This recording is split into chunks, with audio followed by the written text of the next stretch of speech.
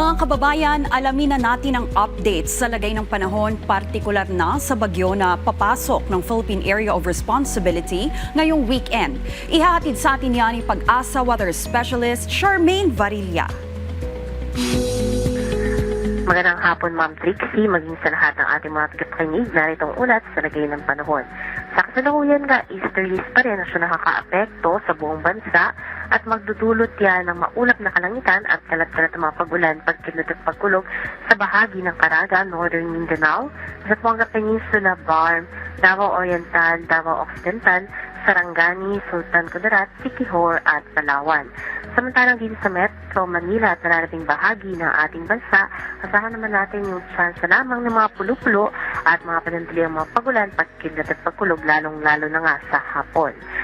Meron din tayong binabantayan na bagyo sa labas ng ating Philippine Area of Responsibility at hulingayin na mataan sa layong 1,515 kilometers silangan ng northeastern Mindanao.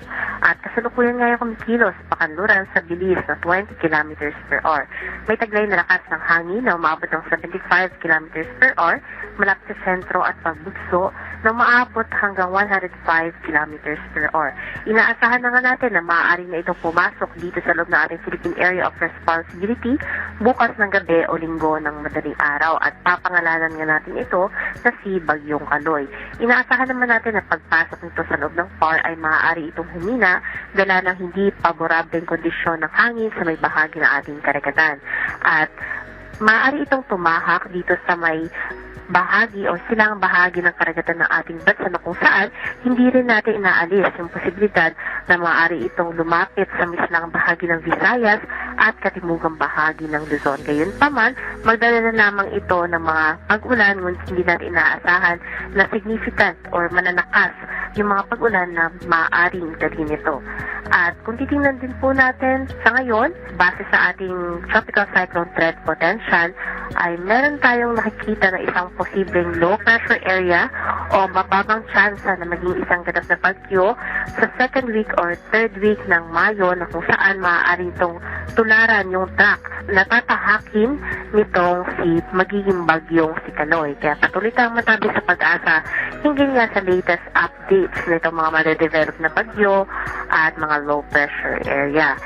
At base naman sa ating heat index, pinakamataas nga ngayong araw dito sa Occidental Mindoro kung saan maaaring umabot ng 43 degrees Celsius kasama din siya ng Eastern Samar at 42 degrees Celsius naman sa may bahagi ng Palawan, maging dito sa may Cavite at sa may bahagi din ng Pangasinan at Ilocos Norte. Dito naman sa Metro Manila, ang heat index papalo ng 40 to 41 degrees Celsius.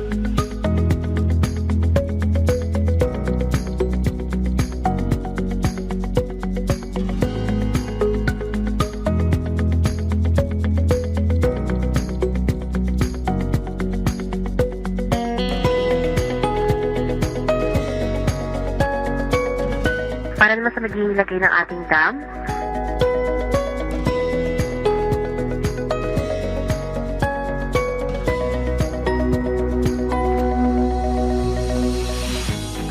at yan ang latest mula dito sa Pag-asa Weather Forecasting Center.